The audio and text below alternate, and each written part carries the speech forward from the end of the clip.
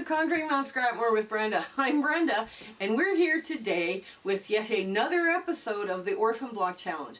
Now, the Orphan Block Challenge, there's a lot of blocks still on my table, and some of you are very concerned that I'm not getting through this. Well, I need to buy some time so I can get through all the string blocks, and then we start doing other blocks out of this pile. So you'll notice after a while this pile will start going down very quickly.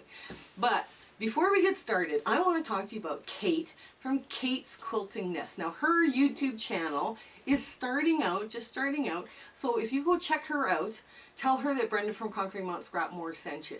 Also, share, like, and subscribe. We would really love to hit 20,000 this year, but if we do, we do. If we don't, we don't. It's okay. But also, the Facebook group is in there. And that Facebook group, we're sharing pictures and all sorts of fun, scrappy quilts that we're working on. And we're using the rooms, the virtual sewing rooms, to meet up with the other members of that group. Also, there's Zoom sew dates, Zoom, not room, Zoom sew dates from now until December listed in the show notes. So you can kind of like put this on your calendar and come to the Zoom dates. Now those Zoom dates are about what you are inspired with, not what we're doing. Okay, so come on in, let's get to the sewing. We're going to show you how to make bows two different ways. Okay, so bows block. I mean, there's two different ways of doing a bows block. So, and it's kind of, I guess it's kind of like playing with a traditional block, but this is one of the blocks that I'm sewing while I'm doing other things, right? So the first thing, I'm going to show you the traditional way. Now I just did the flip and stitch corner, right? And I've folded it, so I got a fold line there. And I'm just going to run this right across one and right across the other one. And you need little blocks when you're working with Orphan Block, just because you need filler. Basically, this becomes a fill-in, right? It fills the space up. And it's funny how we're trying to get rid of our Orphan blocks, but we're making like leader ender blocks, which, I mean, doesn't make sense when the mountain's so high, but yes, it does. So I'm just going to trim this off, and I'm going to finger press this into the center and bring it back over here. Another one. And there we go. Pet bed garbage, not pet bed not garbage, but for the pet bed. So that's how you make start of this. And then, oh, I'm going to change feet.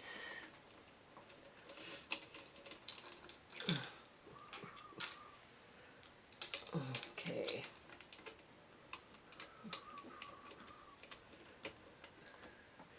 Yeah, you need lots of little blocks sometimes when you're working with Orphan blocks, just to fill in gaps. And this is the way I sew. This is the way I sew when I'm, when it's just me, at home, or me hanging out in my sewing room, right? I sew leader ender blocks to conserve thread, because I do so much sewing, right? So, anyways, now, so this is where we're at so far. Now I'm just going to open this up so you can see what we're doing. And I'm going to press to the dark, just like that. And now we're going to, now we're just going to sew it just like this.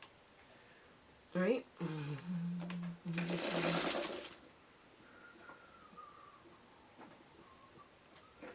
Hold it there. Okay, cut that open, making that it's nested really well. It's all good. And that's how it's done. There. So it's just basically a 4-patch with a little addition of these two flip and stitch. So now you have a cute little bow. Now, when you're pulling these apart, you pull them apart like this.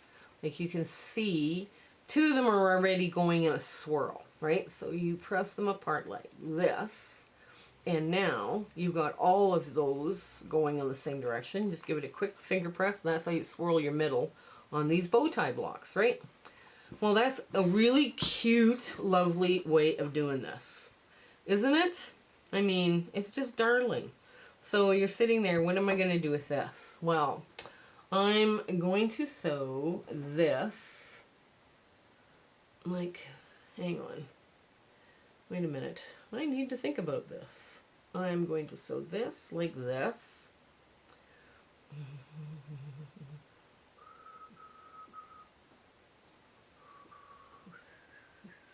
So what I've done is I've taken a white spot and a blue spot, and now I'm going to fold this so that it goes like this across, just in half.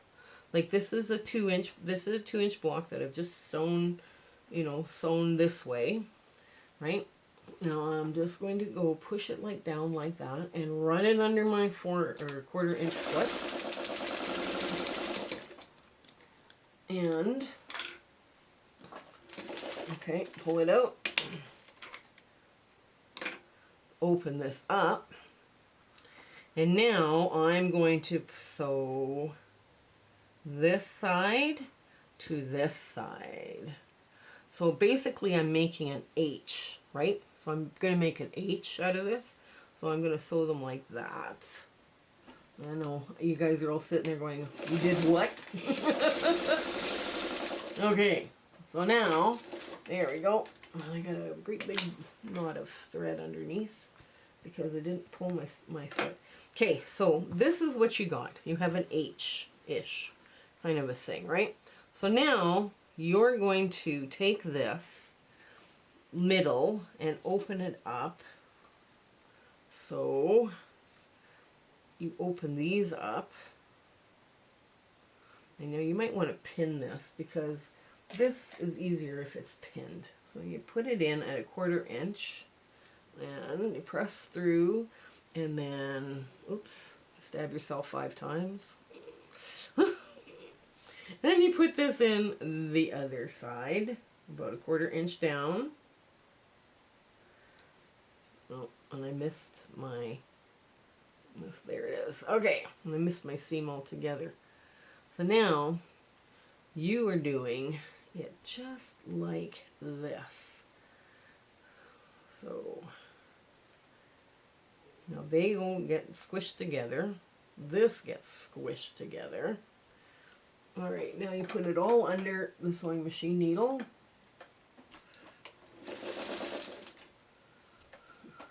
There we go. And get all of that under. Now you pull your pin when it gets to the middle, and now you pull all of this around so that you're going to grab this edge. And if you need tweezers, that works, because this is a pretty small little piece that you're working with here. And you want that and this all to line up. And you're going to line up these edges, just like so. Okay. And now we get this a bow block with a 3-dimensional point. Okay, now something went awry. Oh no, there it is. There it is. So you get a 3-dimensional bow block now, right? Because there's, bits that aren't sewn here, and, there's bits that are open here on this side. You can see my fingers going through. So now when you take this and you iron it, everything is going to lie flat. And that's a different way of doing a bow block. Now I'm going to ask my cameraman to cut, and I'm going to get some bigger fabric so you can see how this works with a bigger block.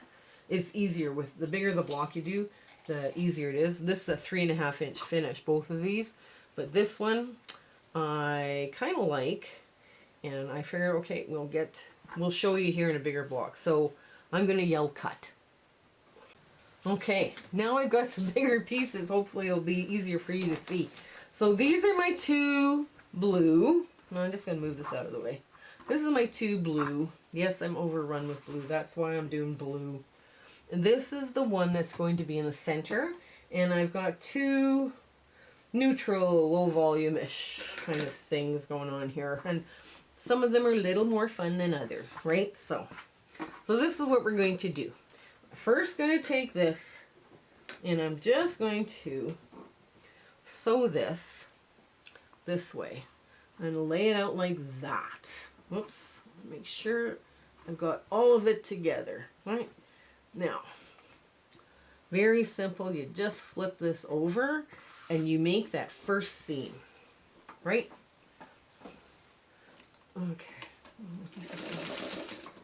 Now, these are all 6.5. I'll give you a bunch of different measurements you can use for this, but basically it's, you know, 3 colors, 2 neutrals, you're done. You're good. You're good.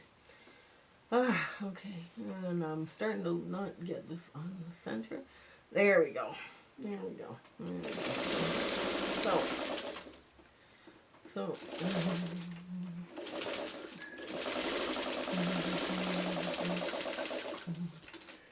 there, now, okay. So this goes this way. Now, this gets sewn like this. You line it up like this and this. So your neutral is on top. Because you want to make kind of, it looks like a bridge, I guess, is the best way to explain it. You want it to look like a bridge. There. And there. Oh, this design board is in the way and it's causing drag. Okay. There.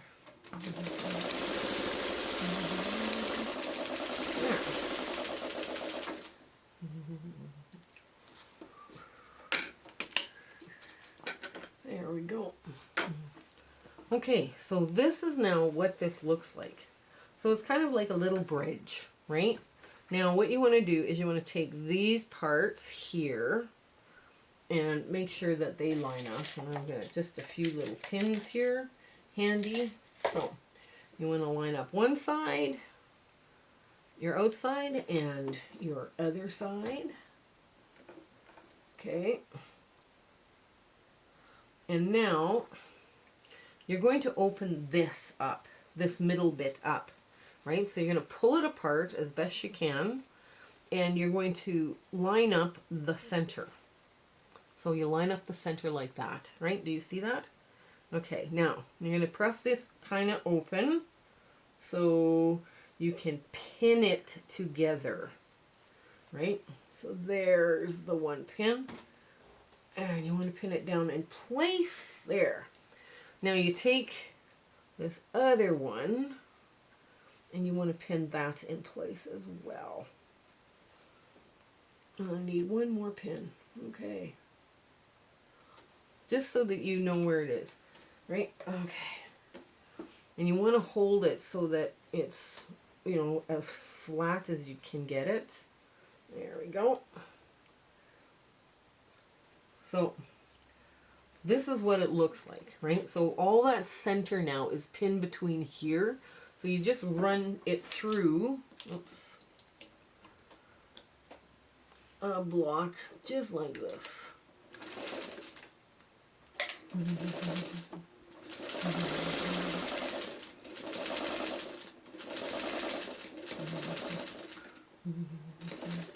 And you just pull your pins as you go.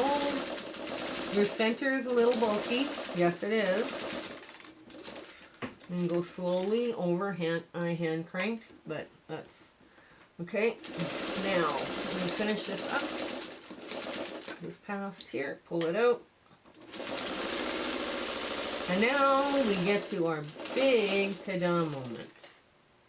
So this is our big ta-da moment, and yes, it's another 12.5-inch finished block, because these blocks are, these ones here are all 6.5 inch, and you need 3 blue or 3 colors and 2 low volumes. So this is what we started out with, and I thought, okay, this one you guys couldn't see, so I thought, okay, we'll go bigger so you can actually see what's going on.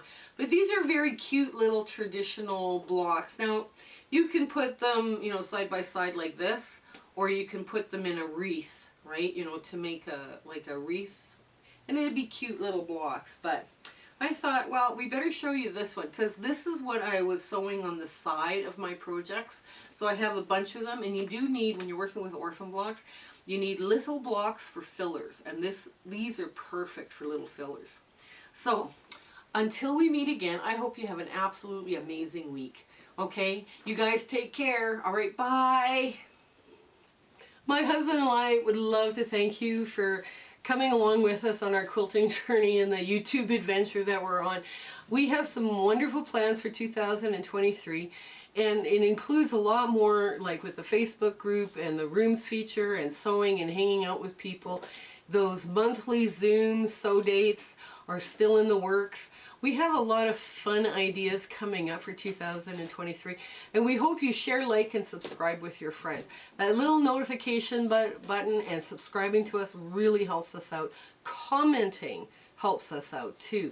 So if you like what you're seeing, let us know. Even send us a heart on the comment. That helps so much for us. Okay, you have an absolutely fabulous 2023, and all of our best wishes for you in the future. Okay, take care. Bye.